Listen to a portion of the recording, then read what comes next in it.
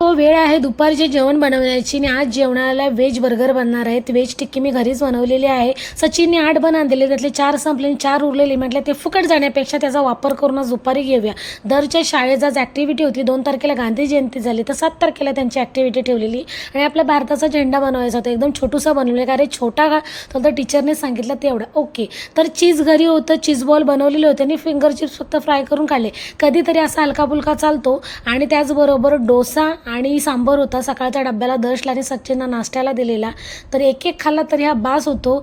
सचिन पण म्हटलं की ओके, कधीतरी खाल्ला तर ठीक आहे, रोज नाही खाऊ शकत दुपारच्या जेवणाला. आणि घरी मी टिक्क्या बनवते, त्याच्यामुळे मी बनवते कधीतरी महिन्यातून एकदा. आणि रात्रीच्या जेवणाला चमचमीत अशी मच्छी होती, लेपं होती मोठी अशी फ्राय केलेली आणि त्यांचाच रस्सा होता. तुम्ही काढं म्हणाल तर काही डिंक नाही आहे, तो ड्राय लेमन आहे, सुकावाला लिंबू आहे. आणि जेवणाला फक्त भातच बनवलेला, राईस. आणि जेवण खूप छान झालेलं. इकडे तिकडे टिवल्या बावल्या काढत होता. तर आजचा ब्लॉग कसा वाटला आणि सबस्क्राईब